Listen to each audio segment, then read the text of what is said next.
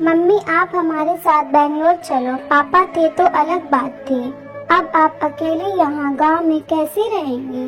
बेटे अनिल ने कहा तो मैं असमंजस में पड़ गई।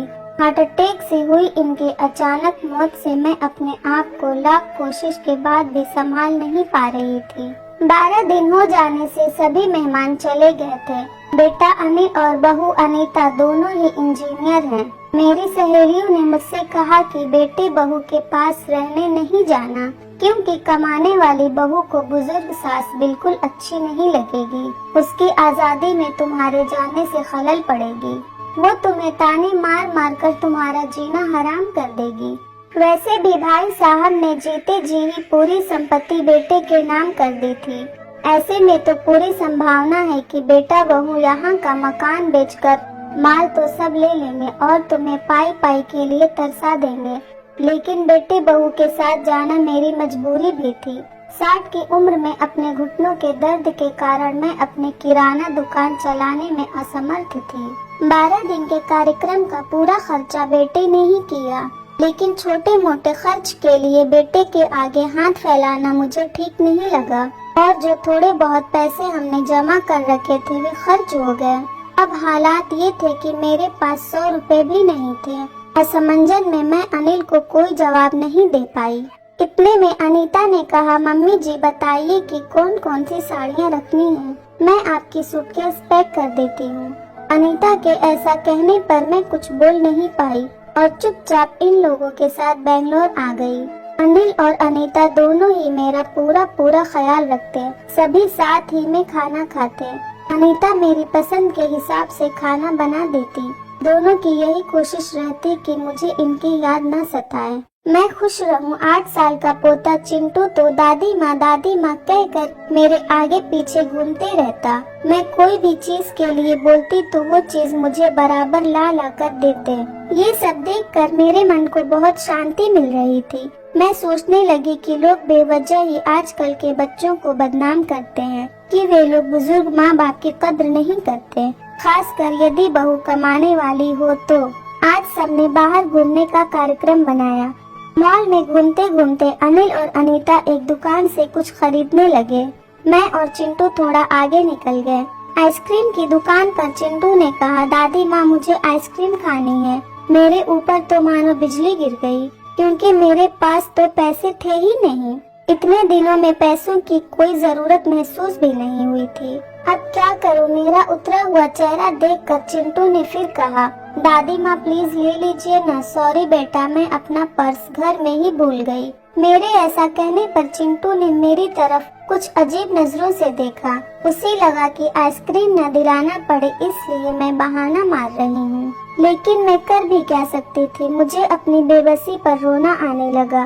मैं कैसी दादी हूँ कि अपने पोते को आइसक्रीम भी नहीं दिला सकती। इनके जाने के बाद पहली बार मैं अपने आप को बहुत ही असहाय महसूस कर रही थी। हमने बाहर डिनर किया।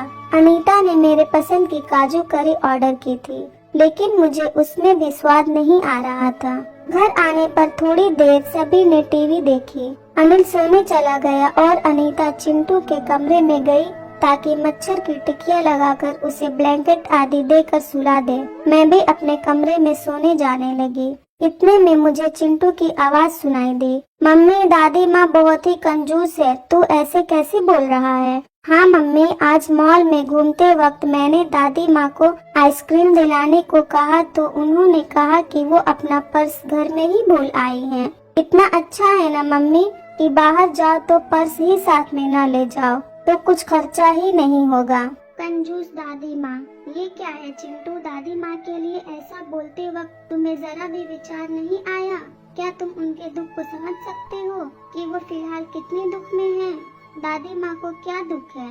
बेटा, अभी तक दादी माँ और दादाजी गांव में एक साथ रहते थे। अब अचानक दादाजी हम सबको छोड़कर चले गए। जिस व्यक्ति के साथ हम 24 घंटे रहते हैं, साथ में उठते बैठते हैं, साथ में खाना खाते हैं, अपना दुख सुख शेयर करते हैं, वही व्यक्ति अचानक हमसे बहुत दूर चला जाता है तो कितना दुख होता है, ये अभी तुम नहीं समझ सकते। सोचो, अचानक तुम्हारे मम्मी पापा तुमसे बहुत दूर चले जाएं, इतनी दूर कि कभी वापस न आए तो क्या तुम्हें दुख नहीं होगा? नहीं मम्मी, मैं लोगों के बिना नहीं रह सकता।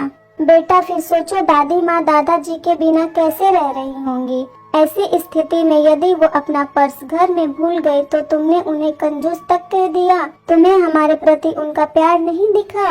जब भी तुम्हें स्कूल से आने में 5-10 मिनट की भी देरी हो जाती तो वो लगातार बालकनी में खड़े होकर तुम्हारा रास्ता देखती रहती हैं। उस दिन उनके घुटनों में बहुत दर्द होने के बावजूद भी तुम्हारे कहने पर उन्होंने तुम्हारी मनपसंद मेथी मटर मलाई बनाई थी। इसलिए बेटा किसी के लिए कोई भी राय बनाने से पहले उस व्यक्ति के दृष्टिकोण से भी सोचना चाहिए। सॉरी मम्मी, ये वार्तालाप सुनकर मुझे अपनी बहू पर बहुत गर्व हुआ।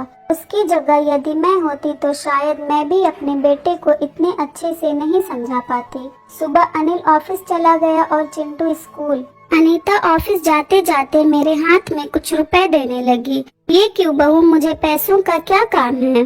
मम्मी जी, इंसान को पैसों का कब काम पड़ जाए कह नहीं सकते। आप मंदिर जाती हैं, कभी दक्षिणा चढ़ा दीजिए, कभी चिंटू के कोई चीज के लिए जिद करने पर उसे वो चीज लेकर दे दीजिए। लेकिन बहू, मम्मी जी यदि यह पैसे अनिल आपको देते तो क्या आप मना करती? नहीं ना, आपकी बहू भी कमाती है तो फिर आप अपनी बहू से पैसे क्यों नहीं ले सकती? अनीता की बातें सुनकर खुशी के मारे मेरी आंखों में पानी आ गया। जो बात मेरा बेटा भी न समझ सका वो बात मेरी बहू ने समझ ली थी। मैं ईश्वर से प्रार्थना करने लगी कि मेरे जैसी बहू वो सबको दे। लोग बेवजह ही कुछ कमाने वाली बहुओं के दुर्व्यवहार को देखकर सभी कमाने वाली बहुओं पर लांछन लगाते हैं कि वे तुनक मिजाज और घमंडी होती हैं। सास ससुर उनको बिल्कुल अच्छे नहीं लगते आदि। कुछ बहुएं अनीता जैसी समझदार सुलझे विचारों वाली बड़ों का सम्मान करने वाली भी होती हैं। आज अनीता ने कमाने वाली बहू के बारे में मेरी आंखों पर पड़ा पर्दा हटा दिया। अगर ये स्टोरी आपको अच्छी लगे तो इस वीडियो को लाइक करें और नए हैं तो हमारे चैनल को भी सब्सक्राइब करें।